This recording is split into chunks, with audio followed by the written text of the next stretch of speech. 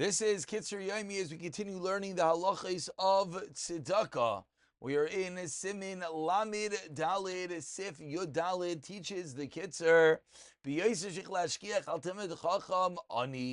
One should be careful. He should be attentive. He should think about the Talmidei Chachamim or Aniyim. They should get the most. Let's say the Talmid Chacham does not want to accept tzedakah. Help him do business. Sell him something cheap. Buy him something expensive. If he knows about business, give him a loan. Let him do business with him.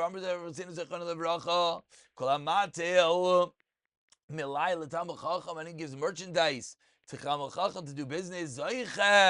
An incredible schar v'amru kol hanaviyim lenistamdu alalosus brakmati the Talmid Chacham to do business Talmid Chacham masabit Talmid Chacham. Again, as we saw yesterday, the importance of not just giving tzedakah but getting someone on their feet. Here we see similarly that the Talmid Chacham not going to take your money. Figure out a way to allow him to have money, etc. Sift azvav lo'lam yarchik adam. As tzedakah, one should always distance himself, should not want to accept tzedakah, and he should be more willing to live bitzar, so he's and not to need other people. Chazal have taught us in Gemara in Shabbos, brought on Lalach in the beginning of Hilchos Shabbos, say Shabbat chachol v'al yitzarech lebriyos. It's better to make your Shabbos into chol. It's better to make your Shabbos into a weekday, meaning not to have delicacies on Shabbos and not to come on to needing other people. Even if you're respectful chacham and you became poor, should have a trade. As you should even work in a disgusting business, and that's better than. Is so important to realize how one should do everything in his power, any form of business, any form of making money, and not want to come on to the unfortunate need of taking from other people. And we conclude Hilchos Tzedakah with Sifta Zayin Kol Mi She'einu Tzarech Lital Me'Tzedakah, who doesn't need to Merames Abrias V'Noitel and Rachmana Litzlan, and he's deceptive and he takes Tzedakah Einoi Meis. He's not going to die scary until he lemaisa is going to need that tzedakah. On the 5 character case, and he's not going to live without it. We just said he should do everything in his power not to have to. Okay, but lemaisa, let's say it doesn't work out and he needs to take tzedakah. Someone who has no other way of making it living, etc. He says, no, I'm not going to take. He's like a murderer. He's killing himself and his family. He doesn't have any merit aside for his sins and his averos. But let's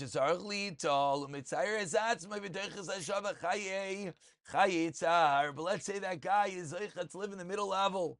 He really needs to take, but he pushes and he scrims and he tries and he figures out a way to live without taking tzedakah. Listen to this one. He's eventually going to be able to support others. He rather to live bitzar than to take from others. He'll end up having enough to give to others.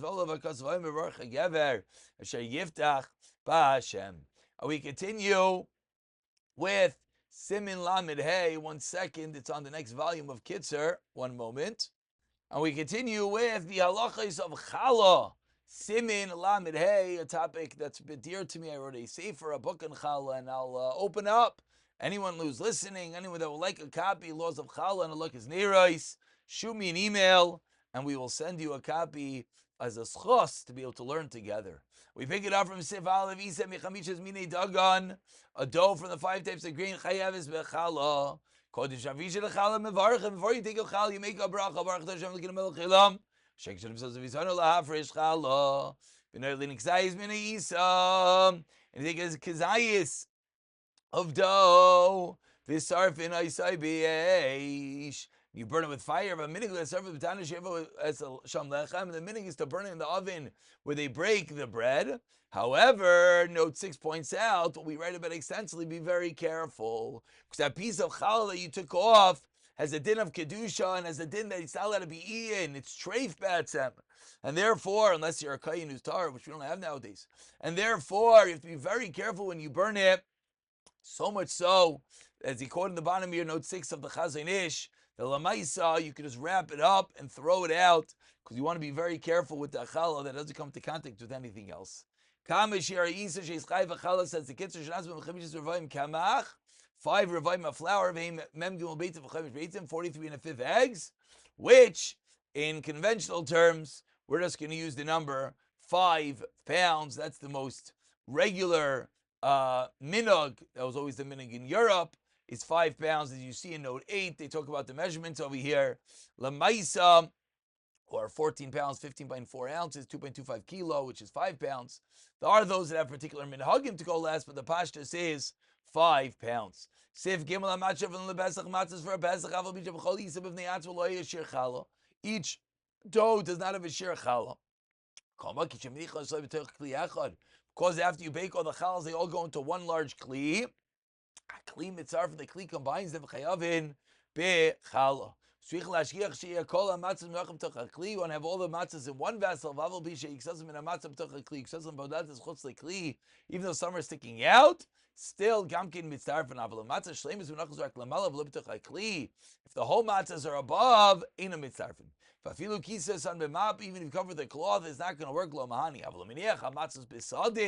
However, if it places the matzahs on one sheet, when you cover with another sheet, it's like one big kli, and it's all considered wrapped within one. Some in the middle do not cover. This is lamais what they do. All the matzahs are put into one matziv, a large box, and then challah is taken. Sif dalit, the dough that's taken from the dough that they would ferment it to make another dough, which is sourdough or starter dough, which for the sourdough chevra, this is very important, that a piece of dough is taken off as the leavening agent. This is the starter. Says the Sif, what do we do? So we can you have to take before the challah is taken to be set aside. Aval sarshanol lechamitz boy mashkesh karn barsh, then you can leak achar shesarfin achala. Now note 14 over here points out, even though challah can be taken from one dough for another dough, still it's only if it's going to be utilized as challah. So in this case, if the challah is set aside for the initial dough before the sourdough is taken, then this sourdough will no longer be subject to challah, and then you cannot take challah for the second dough. Why? Because maybe it was designated as the sourdough, and therefore what do? Tachlis. You take off this little piece before challah is taken, and then when it's added into the new dough as the se'ar, as the starter, as the leavening agent, it is still, once again, has to be taking challah, and then from the new dough, you will take challah. You buy sourdough to use as a leavening agent. Be careful to set aside a little bit more challah to make sure to account for that piece of dough. If you make dough to cook it or fry it, donuts, now there's not going to be a chi of bracha on the challah because you're taking it out of its shem lechem. If you're going to bake some of it, then I feel and you'd yes be allowed to make a bracha. Complicated halacha is what you do with donuts. If the dough is with eggs or other fruit juices, and therefore,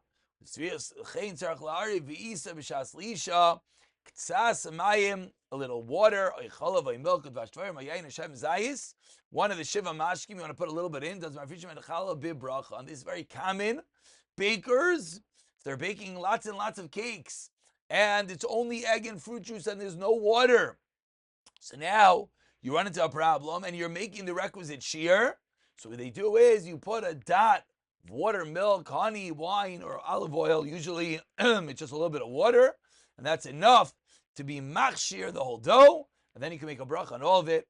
We'll pick it up from Sivchas the next year, B'siyata Tishmaya.